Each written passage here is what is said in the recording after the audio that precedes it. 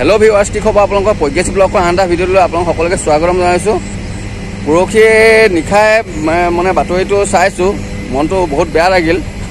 যেহেতু আপোনালোক সকলোৱে চাইছে চাগে, নিউজত দেখিছে লংকা আপোনাৰ খুজাই লংকাত মানে এটা কোভিড কেয়াৰ চেণ্টাৰত মানে আমাৰ ডক্টৰ সেউজ সেনাপতি ছাৰক মানে এডল প্ৰায় 30-40 জনীয়া দল এটাই নিৰ্মমভাৱে প্ৰহাৰ কৰিছে। মানে বৰ বেয়াকৈ মাৰিছে থালি ঝাৰু মানে কি আমাৰ মানে অসমত কি হৈ আছে কি বুজি পোৱা নাই মই কথাটো। ইয়াৰ আগতো তেনেকৈ ডক্টৰক মানে প্ৰহাৰ কৰা ঘটনা হৈ আছে। ইয়াৰ উচিত তদন্ত হ'ব লাগে। মানে তেওঁলোকক ফাষ্ট ট্ৰেক আদালতৰ জৰিয়তে যি মানে তেওঁলোকে শাস্তি পায় অতি সোনকালে সেই শাস্তি দিয়াৰ ব্যৱস্থা কৰিব লাগে। মানে কি চিকিৎসকসকলতো মানুহে হয় না, তেওঁলোক কি মানুহ নহয় নি? আপোনালোকে মন কৰিব, মই ডিউটিলৈ আহিলে যেতিয়া বৰষুণ দি থাকে, কিনকিনকৈ বৰষুণ দি থাকে, যেতিয়া মোৰ সেই আনকি আপোনাৰ ৰেইনকোটটো পিন্ধিলে ইমান গৰম হয়, মানে ইমান গৰম লাগে। আপোনালোকেও সম্ভৱ মোৰ নিচিনাকৈ গৰম লাগে। গতিকে আপোনাৰ কি মানে এতিয়া তেওঁলোকেতো কোভিড কেয়াৰ চেণ্টাৰত কোভিডৰ লগত মানে যুঁজিবৰ কাৰণে মানে PPE কিটটো পৰিধান কৰি ডিউটি কৰি আছে।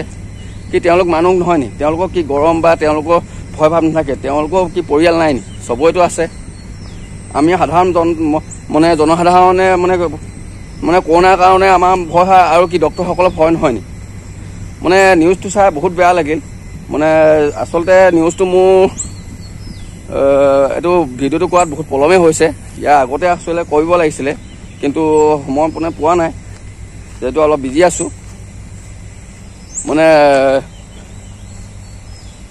আপোনাৰ ডক্টৰক মানে ইয়াৰ আগতো আপোনাৰ এই গোলাঘাটতো আপোনাৰ সেই দেৱেন্দ্ৰ দত্ত ছাৰক মানে তেওঁ 72 বছৰ বয়স আছিল। 72 বছৰ বয়সতো মানে তেওঁ যি সময়ত মানে আমাৰ সৰ্বসাধাৰণ মানে 72 বছৰীয়া মানুহ এজনে মানে নাতিপুতিৰ লগত মানে খেলি বা ধুনীয়াকৈ ৰেষ্ট লৈ ঘৰত দিন কটাই থাকে, কিন্তু সেই সময়তো তেওঁ মানে দেৱেন্দ্ৰ দত্ত ছাৰে মানে নিজৰ ডিউটি পালন কৰি আছিল সুচাৰুৰূপে ধুনীয়াকৈ। মানে কালি নিউজটো দেখি মোৰ মানে বহুত খং উঠিছে, বেয়াও লাগিছে। কি ক'ম আৰু, ক'বলৈ ভাষা নাই। মানে ইয়াৰ উচিত বিচাৰ হ'ব লাগে অতি সোনকালে, নহ'লে এনে আমাৰ অসমত মানে এনেকুৱা মানে আজিকালি নিউজ চাবলৈ মন নোযোৱা হ'ল। মানে ইমান বেয়া মানে ঘটনা ঘটি থাকে। চ' সেইটোৱে ক'ব বিচাৰিছোঁ, তাৰ উচিত বিচাৰ হ'ব লাগে। ফাষ্ট ট্ৰেক আদালতৰ মানে যি মানে তেওঁলোকক শাস্তি পায়, সেই শাস্তিসমূহ দিয়াৰ ব্যৱস্থা হ'ব লাগে। আচলতে ৰোগীজনৰ এই মৃত্যুৰ মেইন দায়ী আচলতে কোন? তেওঁলোকৰ পৰিয়ালৰ মানুহখিনি নহয় নি? তেওঁলোকে আজি 7-8 দিন ধৰি মানে বেমাৰটো লুকুৱাই ৰাখিছে। যিহেতু মানে তেওঁলোকে ফাৰ্ষ্ট ষ্টেজত যদি হস্পিটেল লৈ আনিলেহেঁতেন, তেওঁলোকে মানে আজি মানে এই পৰিস্থিতি নহ'লহেঁতেন। যিহেতু তেওঁলোকে নিজৰ আত্মীয়জনক হেৰুৱাৰ কাৰণেতো এইটো ঘটনা কৰিব গৈছে, মানে ঘটনা ঘটাই দিলে। চ' বহুত বেয়া লাগিল। মানে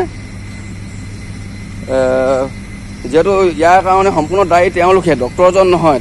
মানে ডক্টৰজনৰ মই নিজে পিছত ভিডিঅ' ক্লিপটো চাইছোঁ।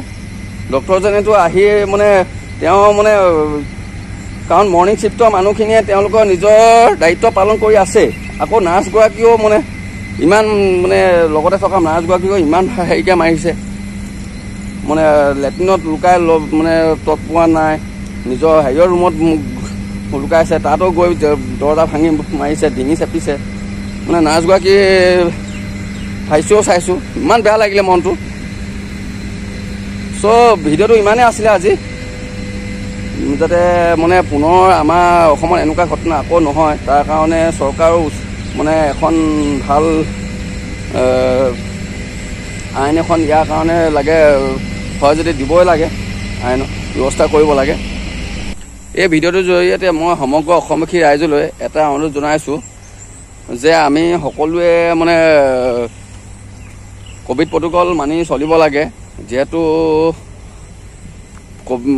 কোভিড কমি যোৱা নাই মানে, আৰু মৃত্যু সংখ্যাও আপোনাৰ মৃত্যু হাৰো কমি যোৱা নাই। চ' সকলোৱে নিজৰ মানে কোভিডৰ যি গাইডলাইন দিয়া আছে সকলোৱে সেইখিনি মানি থ'ব লাগে। হয়, এটা কথা হয় যে আমাৰ যুৱচাম বা কিছুমান মানে ডিপ্ৰেশ্যন হৈছে, ডিপ্ৰেশ্যন নোহোৱা নহয়, তথাপিও মানে সকলোৱে এই সময়ত মানে সংযমী হ'ব লাগে।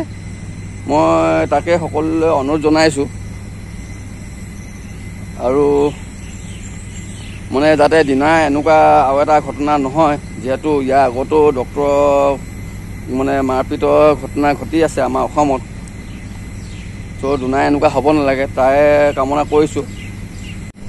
ৰাইজ, আপোনালোকে মোক এটা কথা কওক, মানে চিকিৎসকজনকটো মাৰিছে, আকৌ লগতে মানে হস্পিটেলৰ আপোনাৰ চকী, তাৰপৰা বিচনা এইবোৰ ভাঙিছে, গ্লাছ ভাঙিছে, মানে কি মানে কথাটো মই বুজি নাপালোঁ। মানে চৰকাৰী সম্পত্তি কি মানে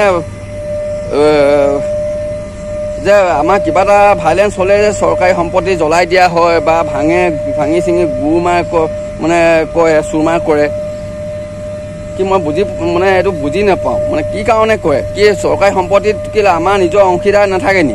আমাৰ পইচা নাই নি? আমাৰ পইচাটোতো আছে তাতো। চৰকাৰেনো ক'ৰ পৰা পইচা মানে পায়? আমাৰ পাব্লিকৰ পৰা মানে সেই ৰেভিনিউ কালেকশ্যন কৰি যিটো ৰেভিনিউ পায় তাৰ পৰাইতো চৰকাৰী কাম বা কিবা অনুষ্ঠান গ্ৰহণ মানে গঢ়ি তোলা হয়। কিন্তু কিবা এটা ভাইলেঞ্চ হ'লেই মানুহবোৰ মই দেখোঁ মানে গৈ পিনি সেই চৰকাৰী সম্পত্তি নষ্ট কৰিব, ভাঙিব, সেইটো একেবাৰে গ্ৰহণযোগ্য নহয়। চ' পুনৰ আকৌ যেন এনেকুৱা ঘটনা ঘটিব নাপায়, তাৰ কাৰণে সকলোকে আহ্বান জনাইছোঁ। চ' ভিডিঅ'টো আজি ইমানেই আছিলে, আৰু ভিডিঅ'টো যদি চাই আপোনালোকে ভাল পাইছে তেনেহ'লে লাইক, শ্বেয়াৰ, ছাবস্ক্ৰাইব কৰিব। ধন্যবাদ। আজিলৈ